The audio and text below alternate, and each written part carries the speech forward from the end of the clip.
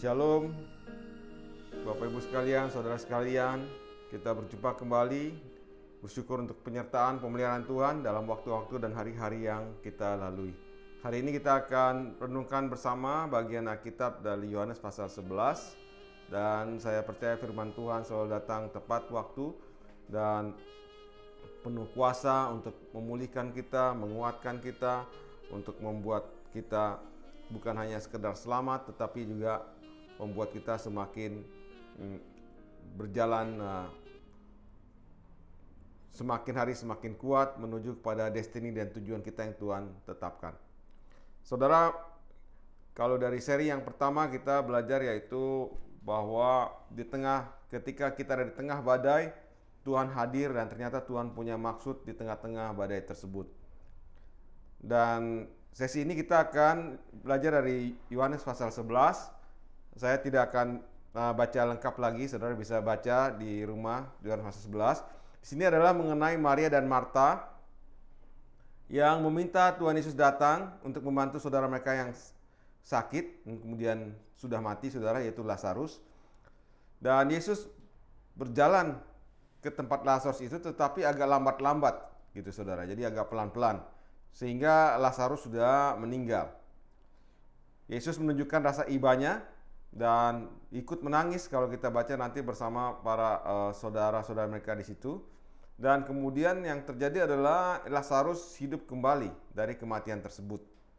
Lazarus artinya ini saudara God save, Tuhan yang menyelamatkan. Dan kita hanya akan merenungkannya beberapa poin yang kita ambil sebagai aplikasi dalam kehidupan kita sehari-hari. Jadi kita pernah lihat lebih dalam konteks pendalaman Alkitabnya, mungkin teologinya, tapi dalam waktu yang singkat ini kita hanya mengambil poin di dalam aplikasi kita dalam kehidupan kita setiap harinya. Jadi pelajaran ini supaya dapat membantu kita mengidentifikasi kebenaran, value-value dari Alkitab melalui Tuhan Yesus Kristus, dan kemudian tuntunan dan guidance-nya untuk kita melewati tantangan kehidupan kita hari-hari ini. Jadi kalau kita perhatikan di Yohanes pasal 11 ini, Maria, Marta, Lazarus menghadapi satu keadaan kesulitan. Dan pengalaman mereka ini terkait dengan penyakit dan kematian. Dan kita akan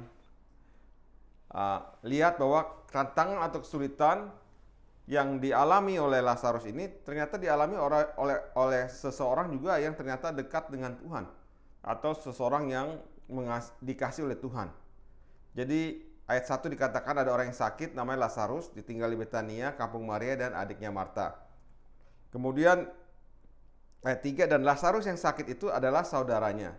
Kedua perempuan itu mengirim kabar kepada Tuhan Yesus, Tuhan, dia yang engkau kasihi sakit. Dan memang kemudian diakui oleh Tuhan bahwa ini memang mereka punya hubungan. Jadi orang yang dikasih oleh Tuhan itu ternyata tidak imum terhadap masalah, saudara. Jadi kita nggak bisa, saya dekat dengan Tuhan, atau sakit itu bisa, atau masalah, sakit, problema nggak bisa kita kaitkan bahwa ini orang ini karena dia mungkin nggak dekat dengan Tuhan, atau kalau saudara dekat dengan Tuhan bahwa jamin bahwa hidupnya semua normal. Belum tentu saudara, karena ini di sini orang yang dikasih oleh Tuhan Yesus bisa mengalami masalah juga. Jadi kita jangan fokus terhadap masalahnya, tetapi bagaimana kita melihat bagaimana Tuhan Yesus dan Alkitab mengajarkan bahwa di tengah-tengah masalah yang terjadi, nama Tuhan bisa dipermuliakan. Kemuliaan Tuhan bisa nyata di tengah-tengah situasi yang ada.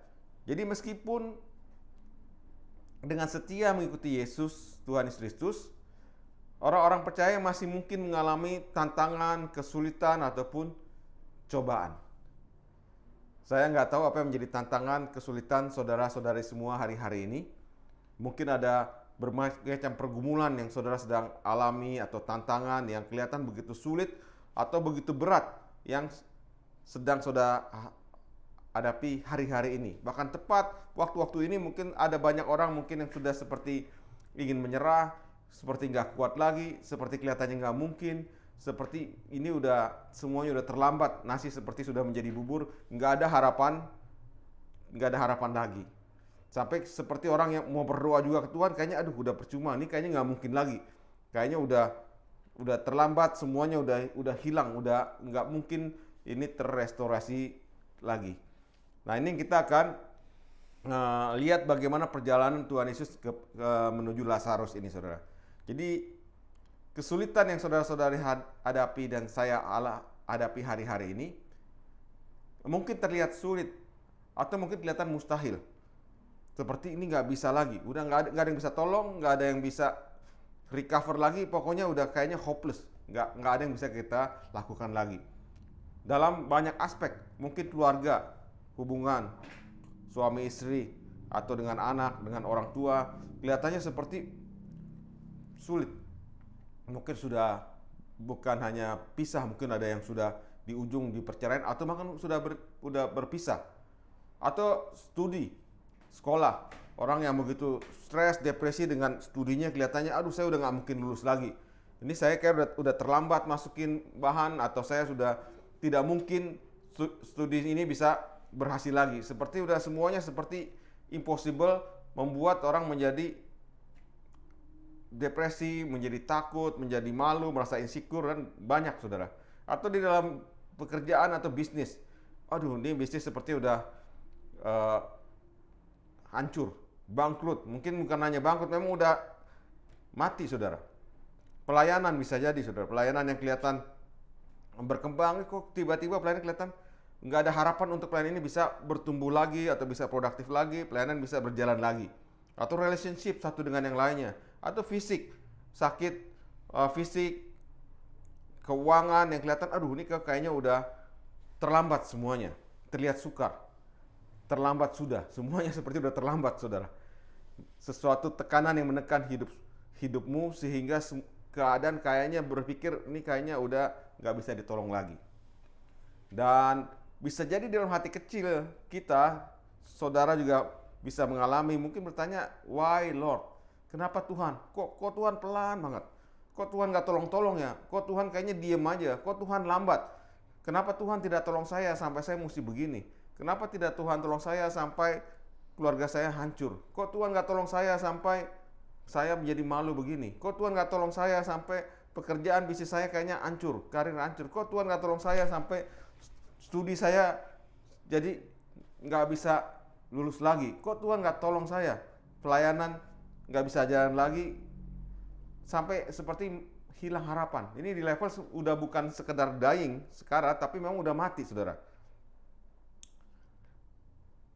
Ayat 4, ketika Yesus mendengar kabar itu, ia berkata, penyakit itu tidak akan membawa kematian, tetapi akan menyatakan kemuliaan Allah, sebab oleh penyakit itu anak Allah akan dimuliakan. Dan kemudian kita tahu bahwa yang dibilang sakit itu ternyata kemudian Lazarus memang mati, saudara. Dan itu juga yang Tuhan Yesus katakan. Di ayat 11 dikatakan bahwa Tuhan bilang, Lazarus saudara kita telah tidur, tapi aku pergi sana untuk membangunkan dia dari tidurnya. Ayat 13, maksud Yesus ialah tertidur dalam arti mati. Sedangkan sangka mereka, Yesus berkata tentang tertidur dalam arti biasa.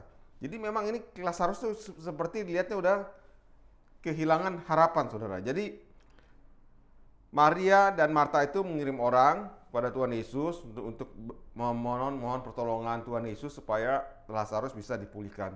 Tetapi entah mengapa, saudara, seperti Tuhan Yesus berlambat-lambat, nggak menolong. Dan kemudian apa yang Tuhan Yesus katakan? Bahwa Tuhan mengatakan ayat 4 tadi, penyakit itu tidak akan membawa kematian, tetapi akan menyatakan kemuliaan Allah. Sebab penyakit itu anak Allah akan dimuliakan. Saudara perhatikan apa yang Tuhan Yesus katakan ini, saudara, melihat Yohanes 11, dan kiranya ini kita bisa belajar, saudara, bahwa sudut pandang kita dengan Tuhan seolah-olah jauh berbeda. Yesus seakan-akan berlambat-lambat. Kok kenapa dia tunggu sampai mati baru dia tolong gitu, kira-kira, saudara? Kan sebenarnya masih ada harapan, tapi Yesus seolah berlambat-lambat dalam memberikan pertolongan. Tetapi Tuhan punya tujuan atas itu semua supaya anak Allah akan dimuliakan.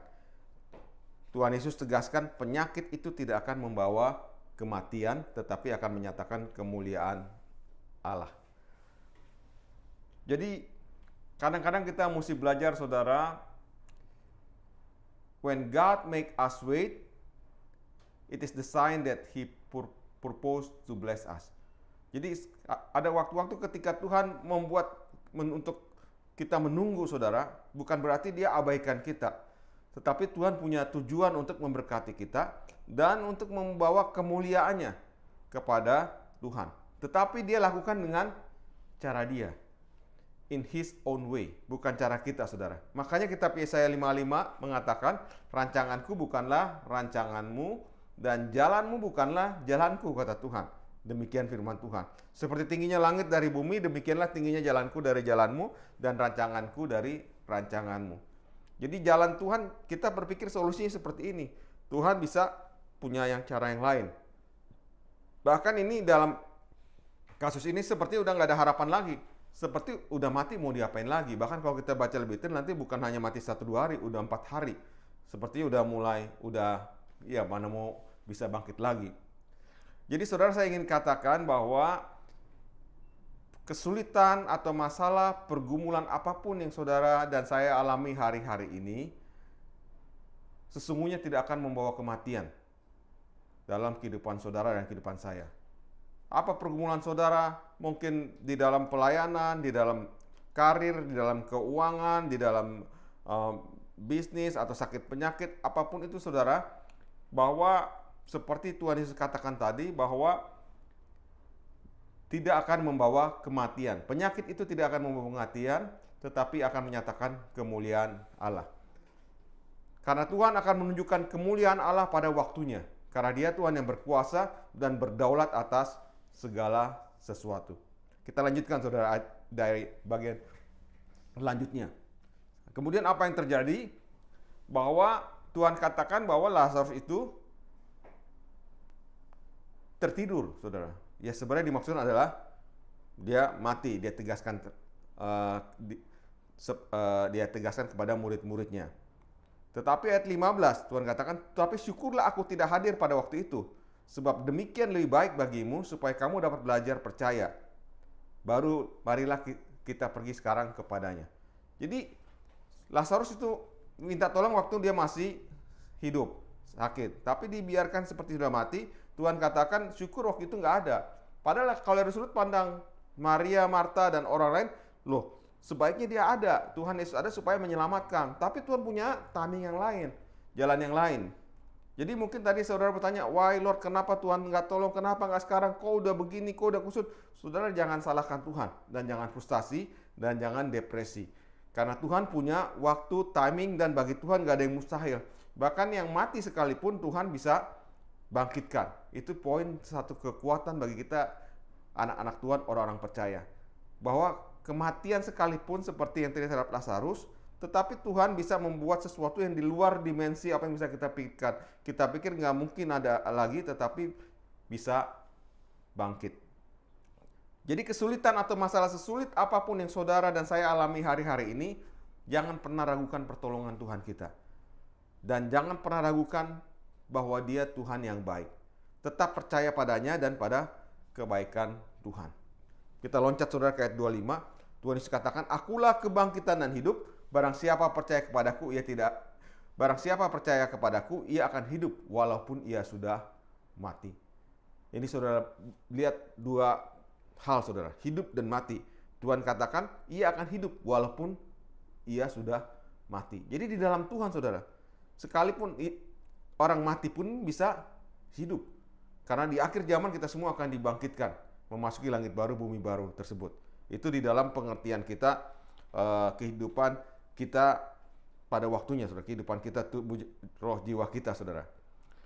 Tetapi kita bisa artikan dalam hal yang lain. Tuhan katakan, "Akulah kebangkitan dan hidup." Saudara, yang mati sekalipun dalam kehidupan saudara dan saya, Tuhanlah kebangkitan dan hidup. Jadi apapun yang mati dalam kehidupan saudara, Tuhan bisa bangkitkan dan bisa menghidupkannya kembali. Kalau kita percaya kepada Tuhan. Tuhan katakan, ia akan hidup walaupun ia sudah mati. Jadi di hadapan Tuhan itu soal mati hidup itu nggak penting. Kita yang kadang-kadang khawatir, oh ini udah nggak bisa lagi, oh ini udah nggak mungkin lagi, oh ini udah terlalu sulit, terlalu pelik. Tetapi di hadapan Tuhan, mati dan hidup itu sama gampangnya, saudara. Dia menolong pada saat orang yang lagi sekarat, lagi baik-baik, atau yang lagi sudah mati sekalipun, seperti Lazarus sudah 4 hari, bagi Tuhan hal yang sama. Ini bukan yang pertama Tuhan hidupkan yang mati, saudara. Anak Yairus juga dibangkitkan juga. Tapi Tuhan punya waktu dan caranya. Tuhan katakan, akulah kebangkitan hidup, barang siapa percaya kepadaku, ia akan hidup walaupun ia sudah mati. Ayat 26, dan setiap orang hidup dan yang percaya kepadaku tidak akan mati selama-lamanya. Percayakah engkau akan hal ini? Jadi saudara, Tuhan tekankan lagi di ayat 40, saudara. Ayat 40 ditekankan lagi, Tuhan berkata, bukankah sudah kukatakan kepadamu, jikalau engkau percaya, engkau akan melihat kemuliaan Allah. Jadi Lazarus yang mati hidup lagi, saudara, supaya kemuliaan Allah itu nyata. Dan itu memang yang terjadi, saudara. Kemudian batu itu diangkat, dikubur. Kemudian Yesus menengadah dan dia naikkan doa dia, Bapa, aku mengucap syukur kepadamu karena engkau telah mendengarkan aku. Aku tahu bahwa engkau selalu mendengarkan aku, tapi oleh karena orang banyak berdiri di sini melihat aku mengatakannya supaya mereka percaya bahwa engkaulah yang telah mengutus aku. Dan sesudah berkata demikian, berserulah ia dengan suara keras, Lazarus, marilah keluar.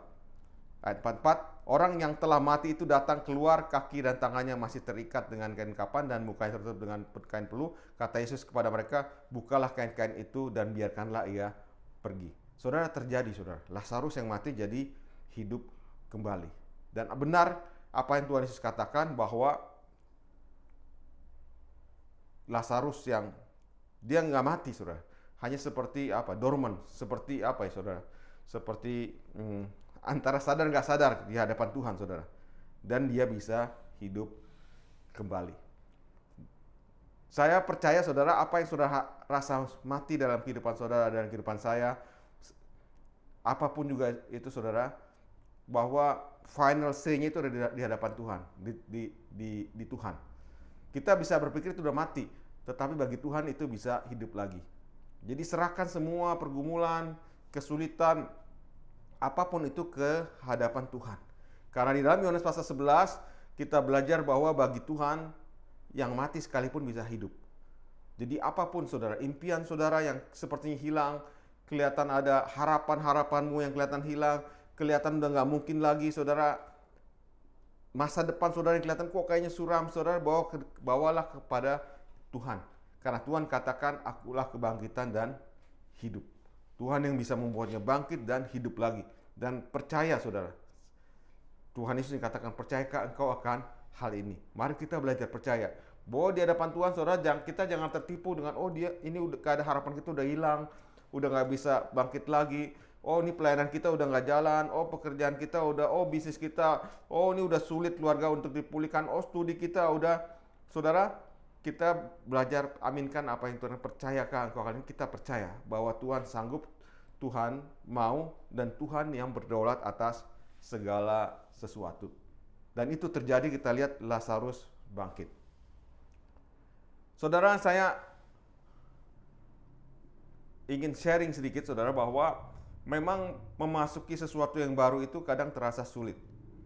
Jadi waktu kita memasuki satu musim yang baru, membuat satu something new gitu, saudara, era yang baru, itu kadang memang terasa sulit. Dan seperti menggerakkan kembali apa yang tertidur itu mungkin perlu effort yang lebih untuk membuat kita bisa percaya dan dapat bergulir dan berjalan kembali. Ini, saudara, saya tahu bahwa nggak mudah untuk memulai, kadang-kadang lebih sulit, saudara, untuk kita bergerak itu. Saya naik sepeda kemarin, saudara, dan saya kemudian mendapat inspirasi ini. Saya percaya Roh Kudus yang tuntun sehingga saya bisa mengerti, karena saya sering naik sepeda tapi nggak berpikir seperti itu, saudara. Jadi kalau kita entah naik sepeda atau naik saudara, skuter atau naik motor, saudara, bahwa yang sulit itu waktu kita roda dua itu saudara, yang pertamanya itu saudara, kita rentan terhadap jatuh. Karena kalau waktu kita belum berjalan, itu kita nggak ada keseimbangan. Dengan mudah kita bisa jatuh saudara. Tapi begitu dia berjalan saudara, sepeda itu jalan, atau motor, itu udah bisa mulai dinikmati. Kita bisa jalan, dan ya lebih rentan waktu kita memulainya itu. Memulai itu sangat rentan. Dan itu memang terjadi. Setiap kali memasuki sesuatu yang baru, misalnya kita mulai sekolah, kita banyak pikiran seperti, kayak males, kayak waktu kita mulai pernikahan, mungkin 5 tahun pertama itu hal yang paling rentan. Setelah itu mulai banyak penyesuaian. Orang-orang yang memasuki masa lansia, mungkin awal-awal masa lansia tuh penyesuaian segala, masa pensiun, semuanya menjadi sesuatu yang baru kayaknya. Nah itu waktu fase-fase di mana kita benar-benar harus bergantung kepada Tuhan. Karena di situ ada mungkin rasa ketakutan kita, ketidakmampuan kita, rasa pesimis yang alamiah sebagai manusia kita khawatir, saudara.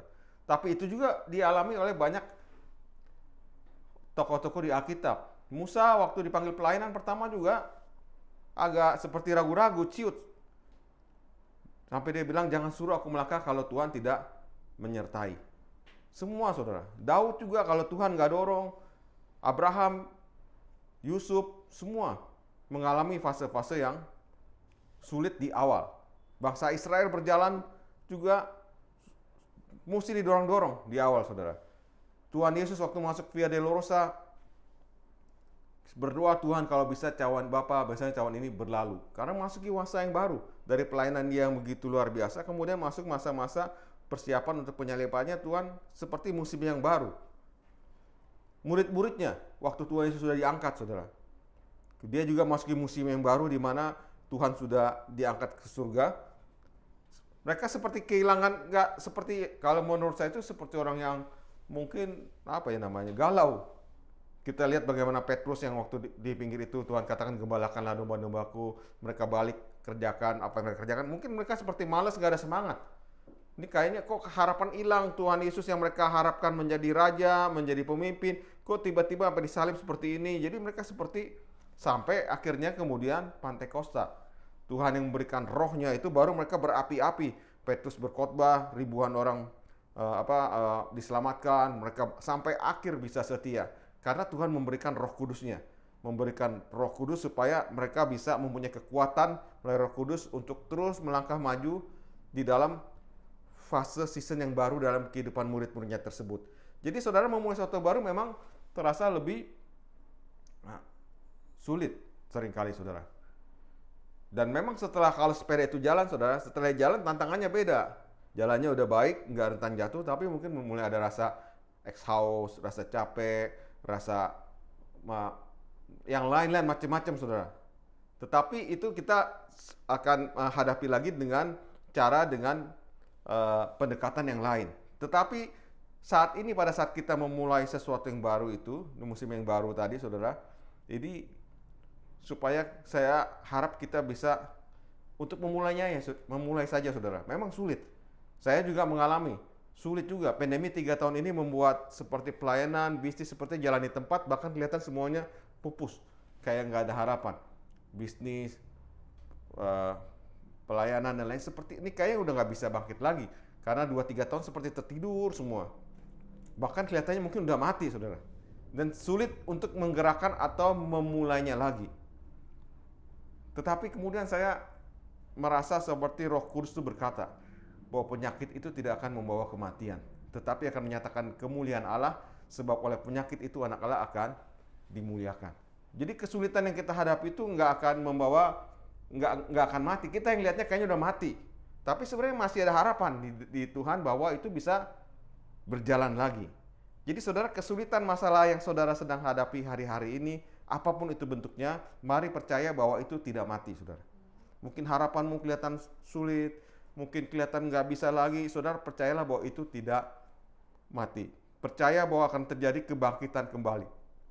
Tuhan katakan, akulah kebangkitan hidup, barang siapa percaya kepadaku, ia akan hidup walaupun ia sudah mati. Tuhan tegaskan, dialah kebangkitan dan hidup. Jadi saudara, mari kuatkan imanmu, iman saya, iman kita semua. Semangat untuk memulai kembali saudara. Membuat bergerak kembali. Apapun itu. Dalam kehidupanmu mungkin kita berbeda saudara. Saya juga sama. Saya juga mesti memotivasi itu supaya memulai bergerak kembali. Sehingga apa yang terlihat mati itu akan kemudian hidup kembali. Apa yang kelihatannya udah nggak bisa dikerjakan akan mulai hidup lagi. Seperti apa? Seperti roda saudara, dibuat mulai berputar kembali. Saudara, mulai bergerak kembali. Nah, mari kita balik kepada Tuhan, bersama dengan Tuhan, ayo mulai bergerak lagi saudara. Mulai berangkat, bergerak maju, keep moving forward. Bersama dengan Tuhan, berdoa dan andalkan Tuhan. Bergerak saudara. Dan kita, walaupun itu hal yang kecil, mungkin ada yang ditinggalkan, aduh tadinya udah lama saya udah nggak bisa lagi nih kita ngerjain ini, mulai ngetik-ngetik, mungkin mulai telepon-telepon, mulai lagi melakukan sesuatu, mulai lagi bikin konsep, mulai lagi nulis, yang studi mungkin mulai lagi bikin paper, mulai bergerak, keep moving forward, berangkat saudara. Bergerak, kita harus terus jalan, jangan diam di tempat, kita bergerak, berangkat, sehingga membuatnya bergerak. Let's move forward. Ayo kita berangkat saudara. Saya dapat dikuatkan dengan ayat ini saudara, Yesaya pasal 55. Tadi kita baca bagian atasnya bahwa jalan Tuhan itu adalah jalan kita, bukan jalan Tuhan. Tuhan punya jalan sendiri. Dan ternyata Yesaya 55 ini adalah pada saat bangsa Israel juga memasuki satu musim, memasuki fase yang baru di dalam perjalanan bangsa Israel. Kita baca ayat 12-nya sama-sama, Yesaya pasal 55 ayat 12. Saudara kalau ada saya akan bacakan. Sungguh kamu akan berangkat dengan sukacita. Tadi saya katakan saudara, ayo kita berangkat, kita bergerak. Kita akan berangkat dengan sukacita dan akan dihantarkan dengan damai. Gunung-gunung serta bukit-bukit akan bergembira dan bersorak-sorai di depanmu, dan segala pohon-pohon di padang akan bertepuk tangan. Saudara, aminkan ayat ini saudara, bahwa kita akan berangkat dengan sukacita. Kita akan bergerak. Kita akan membuat yang tadi saya bilang, kalau seperti sepeda itu kayaknya sulit untuk di fase-fase awal, tapi bersama dengan Tuhan, ayo kita kerjakan dengan sukacita. Kita berangkat saudara, move forward dengan sukacita. Dan kita akan dihantarkan dengan damai. Di depan tuh gunung-gunung, bukit-bukit akan bergembira, bersorak-sorai. Jadi pikiran kita kadang-kadang yang menemboki kita, aduh ini saya nggak bisa, orang-orang mungkin nggak terima lagi, oh ini situasi kayak gini, situasi berubah segala. Tapi sekarang kita sisihkan pikiran mindset tersebut saudara. Kita lihat di depan kita itu, jalan depan kita saudara, gunung-gunung yang bagus, bukit-bukit akan bergembira dan bersorak-sorai di depan kita. Pohon-pohon di padang akan bertepuk tangan. Ternyata terbalikan daripada yang kita pikirkan saudara. Sehingga membuat kita bersemangat untuk bisa maju, berangkat. Jadi saudara, ayo berangkat, ayo bergerak, kita move forward. Saya percaya seperti janji di kitab Yesaya 55 ini, bagi saudara, bagi saya, bagi kita semua, seperti janji Tuhan bagi umat Israel saat mereka masuki season musim yang baru, mari berangkat dengan sukacita, dengan joy. Semangat lagi saudara untuk bekerja, teruskan studimu, untuk melayani pelayanan, untuk beraktivitas, semangat lagi. Kita mulai saudara, dan kita percaya kita akan bergerak dengan sukacita. Kita akan memulainya lagi dengan sukacita, dan kita percaya seperti umat Israel mendapatkan pada Tuhan ini, kita akan dihantarkan dengan damai. Gunung-gunung, bukit-bukit akan bergembira saudara. Kalau saudara lihat mungkin tadi, aduh nanti kalau saya ini, nanti orang ini mungkin ada keluarga yang kurang suka, atau mungkin dosen atau mungkin customer, klien. Sekarang saudara, mari kita lihat mereka akan menyambut dengan sukacita, akan bergembira. Gunung-gunung, bukit-bukit bergembira dan bersorak-sorai di depan kita saudara, dan semua pohon-pohonan akan bertepuk tangan. Semangat saudara, mari kita memulainya lagi. Mari kita bergerak. Kelihatan mungkin udah mati, harapan udah hilang, kelihatan gak ada harapan. Saudara, kerjakan lagi. Mulai lagi, gerakin lagi saudara. Ini waktunya, ini timingnya, ini musimnya. Semangat lagi untuk lakukan apa yang sudah mati itu. Kelihatan mungkin nih kayaknya alatnya udah nggak bisa, ini kayaknya udah marketnya udah nggak bisa, nih kayak orang udah nggak percaya atau apa. Saudara lakukan lagi, mulai semangat untuk bekerja, untuk melayani, untuk belajar, semangat saudara. Dan kita percaya ada kegembiraan dan sukacita di depan kita. Mari kita berangkat dengan sukacita. Amin. Saudara tundukkan kepala sebentar, kita akan berdoa dan saya akan berdoa untuk kita semua. Tuhan, kami mengucap syukur untuk setiap janji Tuhan, untuk setiap firman Tuhan, untuk setiap pelajaran yang kami dapatkan di dalam sesi ini. Tuhan, kami dengan iman katakan apapun yang kelihatan mati dalam kehidupan kami, harapan, apapun, Tuhan kami percaya tidak mati. Tetapi di dalam Tuhan, penyakit itu tidak akan membawa kematian. Kesulitan kami, pergumulan kami tidak akan membawa kematian. Tetapi ini akan membawa kemuliaan bagi Tuhan. Kami percaya dan aminkan Tuhan. Melalui semua pergumulan yang kami lewati hari-hari ini, bahwa kemuliaan Tuhan akan dinyatakan. Tuhan, kami nyatakan komitmen kami kembali bahwa kami siap untuk berangkat. Kami percaya kami akan berangkat dengan bergembira, dengan penuh sukacita, dengan joy, di dalam shalom Tuhan, di dalam damai. Kami percaya Tuhan, karena Tuhan yang membukakan jalan, maka di depan kami ada gunung-gunung, bukit-bukit bergembira, dan ada sorak-sorai di depan kami. Dunia bergembira, alam akan bergembira, bersorak-sorai, dan kami akan mengalami satu atmosfer, suatu situasi yang luar biasa, yang tidak pernah kami pikirkan dan bayangkan. Tuhan sediakan untuk jalan-jalan di depan kami ini. Kami bersyukur dan berterima kasih Tuhan. Dan pohon-pohonan di padang akan bertepuk tangan, memuliakan Tuhan. Karena kemuliaan hanya bagi Tuhan. Engkau yang menyelamatkan kami Tuhan. Engkau yang membuat mati menjadi hidup kembali. Engkau yang karena Engkaulah kebangkitan dan hidup. Kami bersyukur ya Tuhan. Kami serahkan semua apapun yang terlihat mati di dalam konteks kami hari-hari ini. Kami bawa ke dalam tangan Tuhan. Tuhan, bagi Tuhan tidak ada yang mustahil. Tuhan yang hidupkan kembali ya Tuhan, di dalam nama Tuhan Yesus Kristus, dengan cara Tuhan, di dalam waktu Tuhan. Bagian kami akan bergerak, kami akan berangkat, kami akan move forward, kami akan terus berjalan bersama dengan Tuhan. Engkau yang pegang tangan kami Tuhan, pegang tangan kami ya Roh Kudus.